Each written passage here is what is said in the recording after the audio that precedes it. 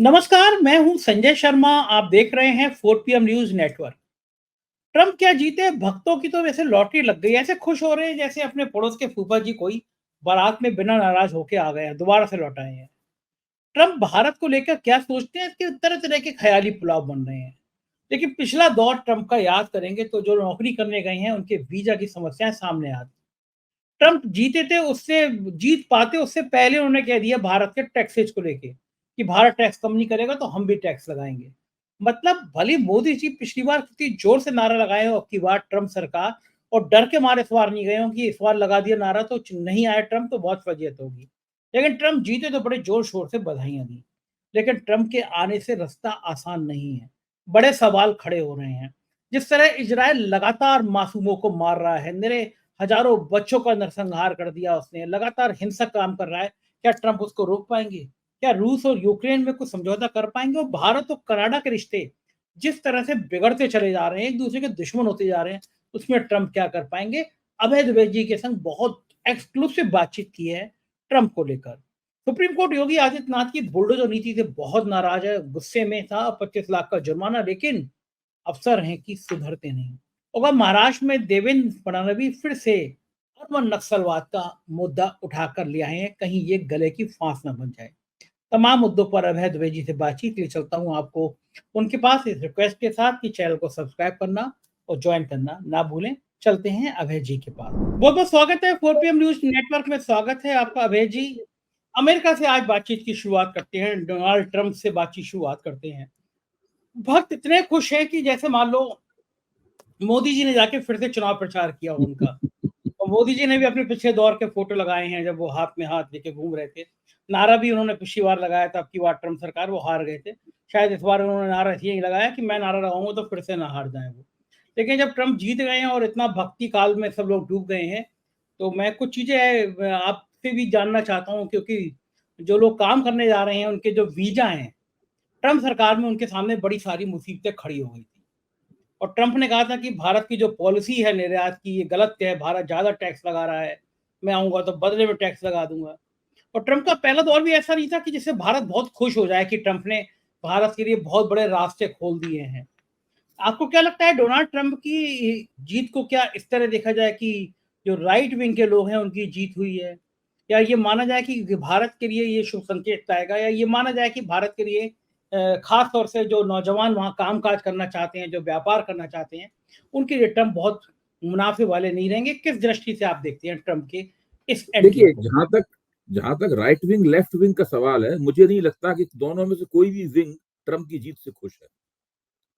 मोटे तौर पर अमेरिका में जो डेमोक्रेटिक पार्टी है उसको वामपंथी तो नहीं, लेकिन वामपंथ की तरफ हल्का सा झुका हुआ माना जाता है। तो हम्म, वामपंथियों के खुश होने का तो सवाल ही पैदा नहीं होता। दक्षिणपंथी भी ट्रंप से चौंकते हैं, हम्म, क्योंकि ट्रंप दक्षिणपंथियों की जो श्रेणी है उसमें भी फिट नहीं होते। वो कुछ अजीब से व्यक्ति है।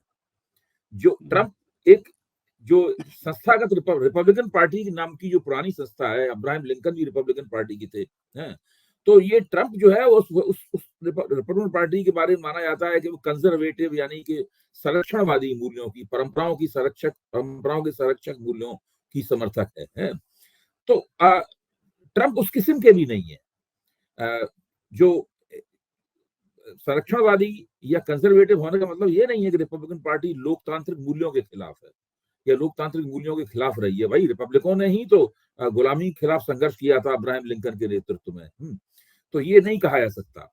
ट्रंप के साथ दिक्कत यह है कि वो अमेरिका के राजनीतिक क्षितिज पर उभरे और उभरकर उन्होंने लोगों की असुरक्षाओं को उभारना शुरू किया और हम्म, अपने आप को एक ऐसे व्यक्ति के रूप में पेश किया जिसको अगर सत्ता मिल जाएगी तो वो निरंकुश तरीके से आचरण करके अमेरिका को महान बना देगा।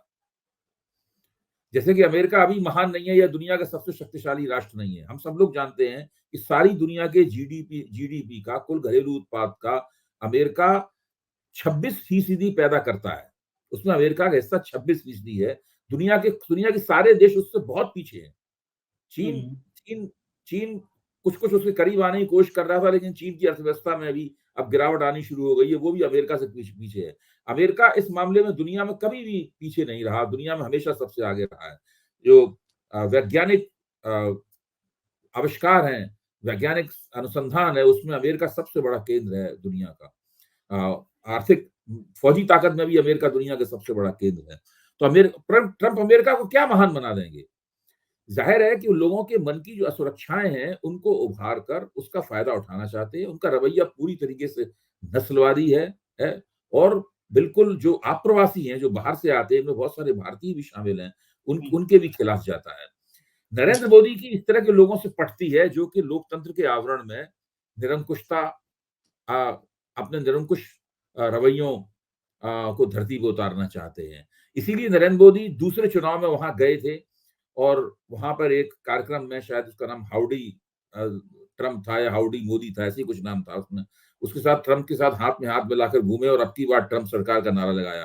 लेकिन उस चुनाव में भारतवासियों ने भी ट्रम्प का समर्थन नहीं किया और बाइडेन चुनाव जीत गए, ट्रम्प चुनाव हार गए। आप सोचिए, चुनाव हारने के बाद ट्रम्प ने व्हाइट हाउस छोड़ने में कितनी दिक्कत पैदा की थी। ट्रम्प के समर्थकों ने क्या जबरदस्त हमला किया था, कैसा हमला किया था, जिसकी वो सारी दुनिया, जितने भी लोकतांत्रिक लोग थे, सब अफसोस से भर उठे थे। यहाँ तक कि वहां पर नेशनल गार्ड्स को और फौजियों को भेजना पड़ा वहां पर, तब वो लोगों को वहां से निकाला जा सका। तो इस प्रकार के व्यक्ति हैं ट्रम्प। अब ठीक है, अमेरिका की जो राजनीति है उसमें ट्रम्प को इस बार फायदा मिल गया। जो बाइडेन का प्रशासन रहा वो उतना अच्छा नहीं था, काफी ढीला ढाला था। बाइडेन बहुत ज्यादा बुजुर्ग थे। जो कमला हैरिस थी, जब तक उनकी उपराष्ट्रपति रही, आमतौर पर वो चुप रहती थी, बहुत कम बोलती थी। तो उसमें लोगों को लगने लगा कि भाई इस सरकार को जाना चाहिए और ट्रम्प और रिपब्लिकन पार्टी को आना चाहिए। रिपब्लिकन पार्टी के दूसरे नेता ट्रम्प को राष्ट्रपति पद का उम्मीदवार बनने से नहीं रोक पाए। रिपब्लिकन पार्टी के उम्मीदवार ट्रम्प बने और उन्होंने अपनी शैली में फिर प्रचार किया। उन्हीं तमाम सामाजिक और नस्ली असुरक्षाओं को उन्होंने, राष्ट्रवादी असुरक्षाओं को उन्होंने स्पर्श किया, लोगों को एक तरह से उत्तेजित किया अंदर से, उनके विवेक को उन्हें मजबूर किया कि वो अपने विवेक को थोड़ी देर के लिए स्थगित कर दें। और लोगों ने ट्रम्प को वोट दे दिया और अच्छा चुनाव उन्होंने जीता, मैं ये कहूंगा। जो टक्कर की बात हो रही थी, ऐसी टक्कर कोई चुनाव में वस्तुतः दिखाई नहीं पड़ी। टक्कर थोड़ी बहुत इसलिए दिखाई पड़ी, जो कुछ भी थी इसलिए थी क्यों गर्भपात के मुद्दे पर कमला हैरिस ने जो दृष्टिकोण अपनाया वो अमेरिका की स्त्रियों को पसंद आया, इसलिए स्त्रियों ने कमला हैरिस को कुछ ज्यादा वोट दिया। अगर वो बात नहीं होती तो ट्रम्प और भी आगे निकल जाते। अब सवाल ये है कि भारत के साथ क्या होगा। अगर मोदी जी ये समझते हैं कि गुरु पतवंत सिंह पन्नू के नाम पर ट्रम्प अमेरिकी जस्टिस डिपार्टमेंट की जो कार्रवाई चल रही है उस कार्रवाई को शटअप कर देंगे, उसके दरवाजे बंद कर देंगे और मोदी जी और डोभाल साहब को पतली गली से निकल जाने का मौका देंगे, तो वो बहुत गलत फहमी है। अमेरिका में इस तरीके से नहीं होता है। अमेरिका में जो चीज जस्टिस डिपार्टमेंट के हाथों पहुंच गई, जिसमें अदालत ने हस्तक्षेप कर दिया, उस पर कार्रवाई पूरी होती है। जो भारत में अमेरिकी राजदूत हैं, उन्होंने जो कहा था उससे कभी भी ट्रम्प की सरकार पीछे नहीं हट सकती। अगर ट्रम्प की सरकार भले उस अमेरिकी राजदूत को वापस बुला के अपना नया राजदूत भेज दें, तो नया राजदूत भी अपने पिछले राजदूत की बात को खंडन नहीं करेगा, भले ही वो डेमोक्रेटिक पार्टी का नॉमिनी क्यों ना हो, डेमोक्रेटिक पार्टी का नामजद राजदूत क्यों ना हो। इस तरीके से अमेरिका में नहीं होता। जो पुलिस के पास केस दर्ज है, जहां पर एफबीआई के अंडर कवर एजेंट ने निखिल गुप्ता के साथ में जो विकास यादव की बातचीत और फिर निखिल गुप्ता की बातचीत कि वो गुरु पतवंत सिंह की हत्या करने के लिए उसे हत्यारा चाहिए, ये सब उसने जो रिकॉर्ड किया है और जो सबूत भारत सरकार के सामने पेश किए गए हैं, इन सबूतों को अगर मोदी जी चाहें कि ट्रम्प के आने से उनकी दोस्ती में वो मिटा देंगे, तो वो गलतफहमी की शिकार है। दूसरे, ट्रम्प ने बार बार ये साबित किया है कि उनकी किसी किस्म के अल्पसंख्यकों के हितों में कोई दिलचस्पी नहीं है। हिंदुओं के वोट लेने के लिए उन्होंने ये कह दिया कि बांग्लादेश में हिंदुओं के ऊपर अत्याचार के वो बहुत सख्त खिलाफ है। एक ट्वीट कर दिया उन्होंने और कुछ बयान वगैरह भी दे दिया। लेकिन यही बात तो डेमोक्रेट लोग भी लगातार कह रहे थे। लेकिन ट्रम्प का दुनिया में कहीं भी जब अल्पसंख्यकों पे या कोई अत्याचार होता है तो ट्रम्प मानवाधिकार का प्रश्न नहीं उठाए। उनका पिछला कार्यकाल देख लीजिए ना, उन्होंने कभी इस तरह नहीं किया, हमेशा अपने आप को इससे दूर रखा। दूसरे, उन्होंने अर्थव्यवस्था के इसको लेके जो वायदे किए हैं, उन वायदों को पूरा करने के लिए उन्हें भारतीय माल के ऊपर, दूसरी चीजों के ऊपर टैक्स लगाना पड़ेगा, जो उन्होंने कहा भी है स्पष्ट रूप से। और यहाँ से भारत का अमेरिका को जो निर्यात है, वो निर्यात भी दिक्कत में आएगा। भारत और अमेरिका के संबंधों का जो आर्थिक पक्ष है, वो आर्थिक पक्ष भी बहुत मुश्किल में फंसने वाला है। लेकिन आप हिंदुस्तान में देखिए क्या हो रहा है। हिंदुस्तान में ट्रम्प के जीतने का फायदा सबसे ज्यादा जो मोदी की आराधना करने वाला मीडिया है वो उठा रहा है। ट्रम्प के बहाने मोदी का प्रचार हो रहा है। ये एक बड़ी अजीब सी बात है। मतलब मोदी जी का उस चुनाव से लेना एक न देना दो। पिछली बार उन्होंने ट्रम्प का प्रचार किया था, ट्रम्प चुनाव हार गए थे। आपने ठीक ही कहा, अगर इस बार वो ट्रम्प का प्रचार करते हुए इस बार भी कहीं ट्रम्प चुनाव हार जाते तो मोदी जी को और मुश्किल होती, इसलिए मोदी जी ने उससे अपने आप को दूर रखा। लेकिन इस मौके का फायदा उठाकर मोदी जी अपनी बल्ले-बल्ले यहाँ पर करवा रहे हैं। मेरा मानना ये है कि ट्रम्प चुनाव जीते, अगर मान लीजिए कमला हैरिस चुनाव जीतती, भारत अमेरिका संबंधों का ये मानना कि ट्रम्प के ज़माने में वो खास तौर से बेहतर हो जाएँगे या कमला हैरिस के ज़माने में खास तौर से बेहतर नहीं होते, ये बिल्कुल बेकार की बात है। जो विदेश नीति होती है अमेरिका जैसे देश की, वो बिल्कुल स्पष्ट रूप से जिसे कहते हैं ट्रांज़ैक्शनल यानी लेन-देन के आधार पर चलती है। अपने उनके राष्ट्रीय हित सबसे ज़्यादा प्रमुख होते हैं, उन्हीं राष्ट्रीय हितों का वो पालन करते हैं। कौन किसकी किससे दोस्ती है, कौन किससे मोहब्बत करता है, कौन किसको देख के मुस्कुराता है, किसने किसका हाथ देर तक पकड़ा हिलाए रखा, किसने किसको सीने से लगा लिया, इन ये सब फ़ोटो अपॉर्च्युनिटीज़ हैं। ये फ़ोटो अपॉर्च्युनिटीज़ होंगी, खूब होंगी और मेरा मानना ये है कि जितनी बधाई मोदी ने ट्रम्प को दी है, कमला हैरिस चुनी जाती, तो उतनी ही बधाई वो कमला हैरिस को देते। हाँ, ठीक बात है। बिल्कुल सही बात हाँ, है। उतनी और दूसरे याद रखिए, अमेरिकी अमेरिकी राष्ट्रपति की कुर्सी पे कौन बैठा है, अब राष्ट्रपति की कुर्सी पे कौन बैठा है ये महत्वपूर्ण नहीं है। सवाल ये है कि राष्ट्रपति की कुर्सी पे कौन बैठा है? वो भारत को उससे संबंध रखना है। भारत को किसी व्यक्ति से, किसी स्त्री या पुरुष के साथ संबंध नहीं रखना है। भारत को कमला हैरिस से या डोनाल्ड ट्रम्प से संबंध नहीं रखना है। जो राष्ट्रपति की कुर्सी पर बैठा है, भारत को उसके साथ संबंध रखना है। और यही वहां के जो भारतवंशी हैं, जिनकी आमदनी औसत अमेरिकन से बेहतर है, भारतवासी हैं, उनकी अगर औसत देखा जाए तो उसकी आमदनी औसत अमेरिकन से बेहतर है। उन सब लोगों के हितों का भी भारत सरकार को ध्यान रखना है। ऐसी स्थिति में कोई भी सरकार हो, भारत सरकार अपनी विदेश नीति को उसी तरह चलाएगी जिस तरह उसे चलाना चाहिए और ये ऐसा ही करना ठीक होगा। ट्रम्प भी अपनी विदेश नीति को उसी तरह चलाएंगे जिससे अमेरिका के राष्ट्रीय हित हैं, उनकी पूर्ति हो सके। आपकी बातें जो हैं भक्तों पे बिल्कुल जला देगी, बरनौल की ज़रूरत पड़ेगी उनको। बड़े खुश थे वो तो आपकी बातें करके और आपकी बातें बिल्कुल उल्टी हो रही हैं उनसे। एक बड़ा लोगों के नहीं, मुझे ज़हन में संजय जी मुझे याद है पिछली बार ट्रम्प जब चुनाव हार गए थे, तो बीजेपी की प्रवक्ता ट्रम्प का बचाव कर रहे थे। हाँ, हाँ, हाँ, याद है, मुझे मुझे बड़ी याद है। हँसी आ रही, कई बार बहस हुई हमने कि भाई ट्रम्प चुनाव हार गए, जीत गए, उससे आपको क्या मतलब है? आप हाँ, ऐसा क्यों कर रहे हैं? आपको क्यों बुरा लग रहा है ट्रम्प के चुनाव हारने से? सही बात है। हाँ, बिल्कुल क्या अरे लगता है? बड़ा मायूसी थी, बड़ा मतलब द नहीं, गम नहीं, का। बाकायदा बाकायदा वो लोग ट्रम्प के पक्ष में बोल रहे थे वहाँ पे, जैसे कि वहाँ पे बिडेन को जो है बेईमानी से जिता दिया गया हो। हाँ, बिल्कुल यही यही हाल था। और वो हुँ, अब की लोकसभा चुनाव से पहले भी ये सवाल बड़ा उठ रहा था कि अगर मोदी जी हार गए, 200 सीटों से हुँ। नीचे रह गई, तो क्या जैसे ट्रम्प नहीं निकल रहे थे, ऐसे मोदी जी भी नहीं निकलेंगे? इस तरह की बात बहुत सोशल मीडिया पे चल रही थी कि अगर मोदी जी हार गए, तो मोदी जी कुर्सी छोड़ेंगे, नहीं छोड़ेंगे, क्या करेंगे, कुर्सी से कैसे हटाया जाएगा, ये तमाम बातें थीं। एक बड़ा सवाल ये भी उठ रहा है लोगों के मन में, लोगों के ज़हन में कि हुँ। इज़राइल जिस तरह से हत्याओं पे हत्या करे जा रहा है मासूमों की, जिस तरह से बच्चों को मार रहा है, हज़ारों बच्चों को मार दिया, बुरी तरह हमले कर रहा है। क्या ट्रम्प इस इज़राइल और ईरान के युद्ध में कुछ भूमिका अदा कर पाएँगे? रूस और नहीं, यूक्रेन के ट्रम्प युद्ध। तो चुनावी वायदा ही करके आए हैं कि मैं युद्धों को समाप्त कर दूँगा। उनका हुँ, मुख्य वादा है युद्धों को समाप्त कर दूँगा।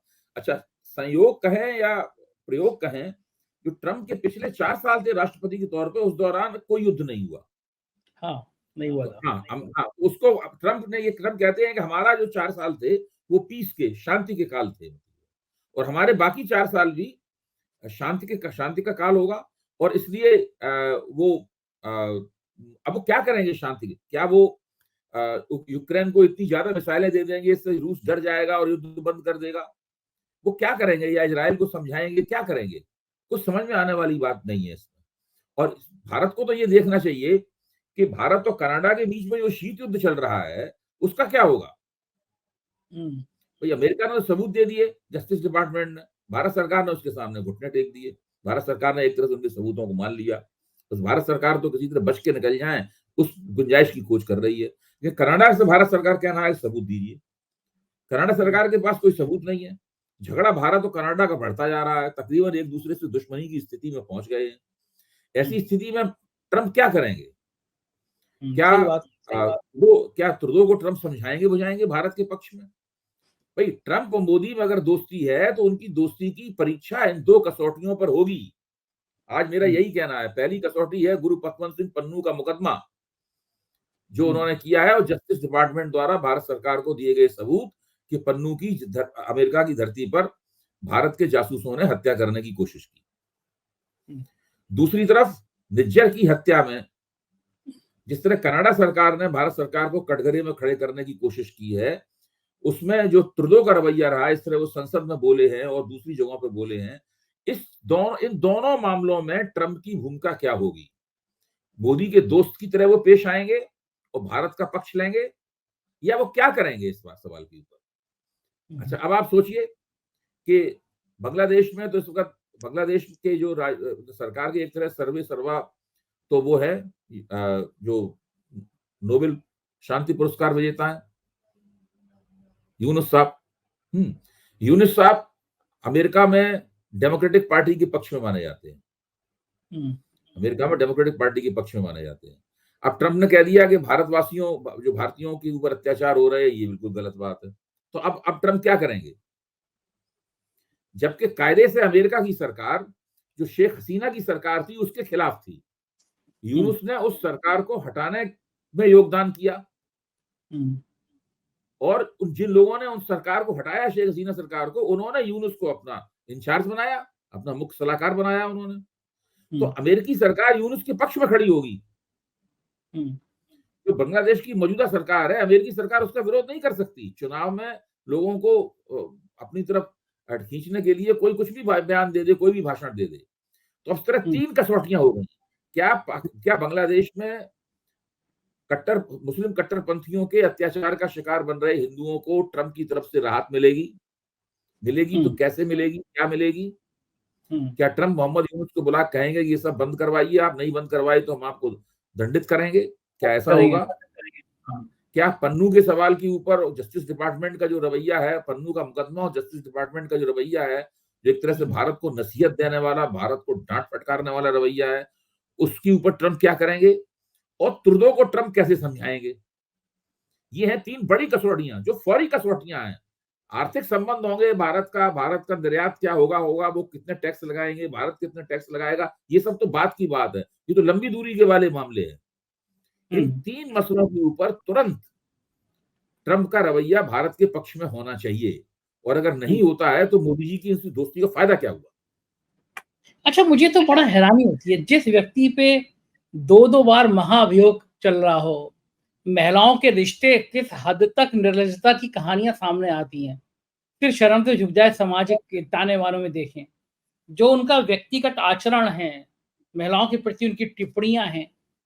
देश का सबसे बड़ा लोकतंत्र कहा जाता है, दुनिया का सबसे बड़ा लोकतंत्र कहा जाता है, वो देश ऐसे व्यक्ति को चुन लेता है। लोग तो हंस रहे हैं कि कोर्ट में हो सकता है कि सजा हो जाती है। देखिए, मैं कोई ट्रंप से किसी दूसरे नेता की तुलना नहीं कर रहा हूं। ट्रंप की शख्सियत खास तरह की है, जो आपने सब बातें कही वो सब बिल्कुल सही कही आपने, लेकिन लोकतंत्र के आवरण में निरंकुशता, डेमोक्रेसी के आवरण में ऑटोक्रेसी, ये पिछले 10-12-15 साल से ये समस्या भारत के दुनिया के सभी लोकतंत्रों को सता रही है।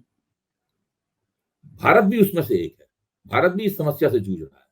दूसरे देशों, दूसरे लोकतंत्रों में भी ये समस्या है। एक ऐसा नेता जो बहुत मजबूत होने का दावा करता है, बहुत मर्द होने, ट्रंप जिस तरह से अपनी मैस्कुलिन आइडेंटिटी, अपनी मर्दानगी वाला पहचान सामने रखते हैं, मोदी इस तरह 56 इंच का सीना दिखाते हैं, ये सब एक ही बात है पूरी तरीके से।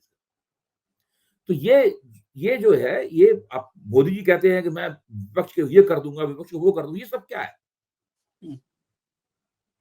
लेकिन अभी भी अमेरिका में, मैं ये कहूंगा कि अमेरिका में जो लोकतांत्रिक संस्थाएं हैं, वो अमेरिका का सिस्टम इस तरह का है, वहां की प्रणाली इस तरह की है कि वो उनको ट्रंप जो है उनको अपने पक्ष में बेजा इस्तेमाल उनका नहीं कर सकते। ये करने लायक स्थिति वहां पर नहीं है, वो भारत जैसी स्थिति वहां पर नहीं है कि भारत में एजेंसियों को आप विपक्ष के खिलाफ छोड़ दें। वहां पे ऐसा भी नहीं होता कि ट्रंप वहां के चीफ जस्टिस के घर चले जाएं और पूजा में बैठ के आरती करने लगे, ये सब भी वहां नहीं होता होगा ना इस तरह का। ना, बहुत मुश्किल है। देखिए, वहां पर सार्वजनिक जीवन में आचरण की कुछ स्थापित संहिताएं हैं और उन संहिताओं का सबको पालन करना पड़ता है। ट्रम्प कितने भी आशिकाना और दिलफेंक आदमी रहे हों, उनकी एक पोर्न स्टार औरत थी, उसके साथ भी हाँ, उनका संबंध था और उस कोशिश संबंध को छुपाने के लिए उन्होंने उसको रिश्वत देने की भी कोशिश की। ये सब बातें हम लोगों के सामने हैं। इसके बावजूद उन्हें अपनी कई शादियां कर चुके हैं। मुझे नहीं पता जो मौजूदा फर्स्ट लेडी हैं मिलायना, वो कौन सी तीसरी पत्नी है कि चौथी पत्नी है, मुझे ये गिनती नहीं मालूम है। तो वो अपनी पत्नी के साथ पूरे परिवार के साथ मंच पे पेश होते हैं जीतने के बाद में, क्योंकि वहां पर अमेरिका में फैमिली वैल्यू यानी पारिवारिक मूल्यों का बहुत हाँ, महत्व है। हाँ, तो बराक वो ओबामा का आप लगते थे, कितना अच्छा दुनिया में लगता ऐसा था बराक करते हैं, ओबामा। लेकिन आप इस तरह से नहीं कर सकते। और भारत में पारिवारिक मूल्यों का कितना महत्व है वो तो आप नरेंद्र मोदी से जान ही सकते हैं। हाँ, नरेंद्र मोदी से लेके योगी आदित्यनाथ तक सबको दिखते ही हैं, हम लोग हाँ, की संवेदनाएं नहीं है नेताओं के अंदर। सब भरे पूरे परिवार वाले लोग हैं और जब उनके ऊपर आरोप लगाया जाता है तो वो भाषण देने लगते हैं, मेरे परिवारजनों। हाँ, अच्छा, मेरे अब वो परिजन। चुनाव से पहले ये भाषण देते थे मेरे परिवारजनों, अब वो भूल गए हैं मेरे परिवारजनों कहना। सही बात है, अब कहाँ है परिवार। अब इसी भाषण में कहते हैं मेरे परिवारजनों। नहीं, अब जब से तो वो सत्ता में बेटी आ बेटी गए, अब तो अब जब मुजरा अगली बार चुनाव लड़ेंगे तो फिर कोई फिकरा ढूंढेंगे। तो अब तो वो मुजरा मुसलमान से बेटियों तक पे उतर आए हैं, हाँ, मतलब वो जी। सारा हद कर दी। चलिए कुछ देश की बात भी कर ली जाए, महाराष्ट्र की बात खास तौर से कर ली जाए। देवेंद्र फडणवीस को अचानक क्या हो गया, जो भाषा बोल रहे हैं अर्बन नक्सल। मुझे याद है बहुत पहले अरविंद केजरीवाल के लिए उन्होंने कहा था, मोदी जी ने जीत के आए थे कि AK-47 या अरबन नक्सली। और जो जिस तरह के देवेंद्र फडणवीस कह रहे हैं, संविधान की किताब को लाल रंग को कह रहे हैं वो अरबन नक्सलवाद, ये तो बड़ा खराब खराब बयान है। मुझे लगता है महाराष्ट्र की राजनीति देखिए में ये तथ्यपूर्ण भी नहीं है, तथ्यों के मुताबिक भी नहीं है। जो संविधान की एक तो बात तो ये है कि संविधान का कवर नीले रंग का होगा कि लाल रंग का होगा, ऐसा कोई नियम नहीं। और खुद आज टीवी पे इस तरह की छवियां दिखाई गई हैं कि एक प्रकाशक ने संविधान की एक पॉकेट बुक तैयार की है, उसका कवर लाल रंग का है और वो बाकायदा एक आधिकारिक प्रकाशक है। वो प्रकाशक खुद ही वो लाल रंग की पुस्तक जो है अमित शाह को भेंट कर रहे हैं। हाँ, भारत के राष्ट्रपति को राज्यपाल एक वो लाल रंग की पुस्तक भेंट कर रहे हैं कोविंद साहब को, महामहिम कोविंद को पुस्तक भेंट की जा रही है। तो वो आप इस बात को फडणवीस साहब ले उड़े, उनको लगता है कि इस मामले में उन्हें नरेंद्र मोदी से भी 2 हाथ आगे रहना चाहिए। देखिए असली समस्या क्या है? इस डिस्कोर्स को छोड़ दीजिए, इस डिस्कोर्स में कोई ज्यादा दम नहीं है। असली समस्या ये है कि पिछले लोकसभा चुनाव में 3 ऐसे प्रांत थे जहां पर संविधान का प्रश्न सबसे ज्यादा प्रभावी साबित हुआ। उसमें एक था उत्तर प्रदेश, दूसरा था महाराष्ट्र और तीसरा था झारखंड। सबसे ज्यादा प्रभावी हुआ। राहुल गांधी ने जब कहा, आरोप लगाया कि भाई ये संविधान की हत्या करना चाहते हैं, संविधान को खत्म कर देना चाहते हैं, आरक्षण को खत्म कर देना चाहते हैं, तो इन 3 प्रदेशों में दलित और आदिवासी जो वोटर था उसने सबसे ज्यादा संवेदनशीलता का प्रदर्शन किया और भाजपा के खिलाफ वोट किया। जैसे झारखंड में 5 सीट जो आदिवासियों की आरक्षित सीटें थी, भारतीय जनता पार्टी हार गई। महाराष्ट्र में बुरी तरीके से अघाड़ी ने महायुति को पराजित किया। आदिवासी सीटों पे सब जगह ये हुआ। तो और ये उत्तर प्रदेश की स्थिति हम लोग जानते हैं, उसके बारे में हम लोग बहुत ज्यादा चर्चा कर चुके हैं।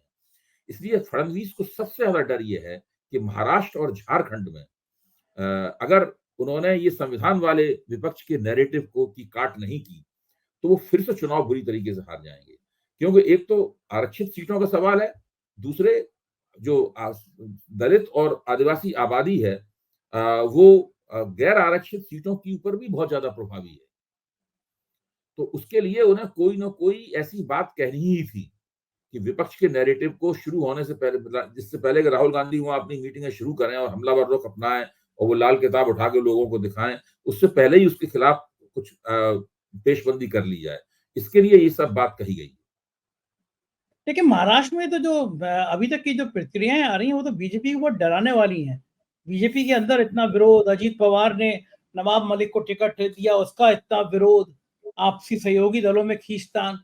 क्या ये कुछ डर पैदा कर रहा है भाजपा के खेमे में, एनडीए के खेमे में? देखिए भाजपा की खेमे की यानी मायावती की खेमे की सबसे बड़ी समस्या ये है कि भारतीय जनता पार्टी 151 सीटों पर तो चुनाव लड़ रही है खुद, यानी 151 तो लोग भाजपा के टिकट पर चुनाव लड़ रहे हैं। इसके अलावा उसने 15 उम्मीदवारों को अजित पवार की पार्टी में और एकनाथ शिंदे की पार्टी में सेट कर दिया है। वो भाजपा के ही उम्मीदवार हैं जो इनकी टिकटों में चुनाव लड़ रहे हैं। इस तरह व्यवहारिक रूप से 151 और 15 हैं, आप जोड़ दीजिए इसको, यानी 166 उम्मीदवार ऐसे हैं जो भारतीय जनता पार्टी के हैं। 288 की विधानसभा में 166 उम्मीदवार भारतीय जनता पार्टी के हैं। अब आप सोचिए इस वक्त एकनाथ शिंदे और अजित पवार के कलेजे पे के दिल पे क्या बीत रही है, क्योंकि अगर महायुति सरकार बनाने की स्थिति में पहुंचता है तो फिर इन लोगों का क्या मौका बनता है? कोई मौका नहीं बनता। फिर तो भाजपा के अंदर जो खींचतान है कौन मुख्यमंत्री बनेगा, वो उसके ऊपर ज्यादा ध्यान लोगों का रहेगा। भाई मेरा तो मानना ये है कोई जरूरी नहीं है कि अमित शाह जो है वो देवेंद्र फडणवीस को मुख्यमंत्री बन जाने दें। अमित शाह के आदमी तो राव साहब दानवे हैं जो मराठा नेता भी हैं। अगर एकनाथ शिंदे को काटना होगा तो राव साहब दानवे को सामने लाया जाएगा, एक ब्राह्मण नेता फडणवीस को क्यों सामने लाया जाएगा? तो बहुत वहां पे खींचतान वहां बहुत मची हुई है। इस तरह की खींचतान इधर नहीं है, विकास अघाड़ी नहीं है। इसका नुकसान एक समस्या उस पर भी आप लोग चर्चा कर लें। वो ये है कि सब लोगों को लग रहा है कि शरद पवार के हाथों में महाविकास अघाड़ी की रणनीतिक कमान रही है, अभी भी है, लेकिन उसका फायदा उठाकर शरद पवार ने अपनी सांगठनिक हैसियत से कुछ ज्यादा ही सीटें प्राप्त कर ली। ऐसा लग रहा है कि सबसे ज्यादा महाविकास अघाड़ी में इसमें फायदे में अगर कोई है तो वो शरद पवार है। अब वो फायदा सीटों की जीत में कितना परिवर्तित होगा ये अलग बात है, लेकिन काफी कुछ, खासतौर से जिस तरह जो मनोज जरांगे पाटिल ने जो यू टर्न लिया है, उस यू टर्न में तो ऐसा लगता है कि शरद पवार ने उनको समझाया था कि ऐसा करो। बिल्कुल ठीक कह रहे हैं। बात उत्तर प्रदेश की कर लें आखिर में चलते चलते। सुप्रीम कोर्ट बहुत नाराज है बुलडोजर के मामले में। 25 लाख का जुर्माना। अफसरों को समझ में नहीं आ रहा कि किसी नेता या मुख्यमंत्री के कह देने से किसी गरीब के घर में बुलडोजर चलाने का नतीजे क्या होते हैं। कहीं सुप्रीम कोर्ट के रडार पर आ गए अफसर तो नौकरी, बची कुछ नौकरी भी बहुत बढ़िया हो जाएगी। ये ख्याल अफसरों को क्यों नहीं, ये तो सुप्रीम कोर्ट ने पहले चेतावनी दी थी भाई। ये तो सुप्रीम कोर्ट ने पहले चेतावनी दी थी जब उनसे कहा गया कि वो तो साहब बुलडोजर चलाने वाले। सुप्रीम कोर्ट ने कहा कि हमारे आदेश के बावजूद बुलडोजर चलाना चाहते हैं तो चला लें, फिर देखते हैं क्या होता है। सुप्रीम कोर्ट ने पहले चेतावनी दे दी थी उनको कि भाई ये हम लोग कुछ करेंगे, आप इससे बच नहीं सकते। तो ये तो खुद अपना किया हुआ भुगत रहे हैं। और इस तरह के कई जुर्माने इन लोगों के ऊपर लगे हैं। योगी जी के ऊपर खिलाफ भी स्ट्रिक्चर पास हो सकता है। सुप्रीम कोर्ट कह सकता है कि आप आके अदालत में हाजिर होइए, वहां भी खड़े होकर उनको माफी मांगनी पड़ सकती है। सब कुछ हो सकता है सुप्रीम कोर्ट में। अगर सुप्रीम कोर्ट अपनी पे आ जाए, आपको या तो वहीं खड़े खड़े अदालत से ही वहीं जेल भेज सकता है एक दिन के लिए। उनको कल्याण सिंह को एक दिन के लिए जेल भेज दिया था क्योंकि उन्होंने हलफनामा देने के बावजूद भी बाबरी मस्जिद बचाने में वो नाकाम रहे। सही बात है, सीधी कुछ भी हो सकती है।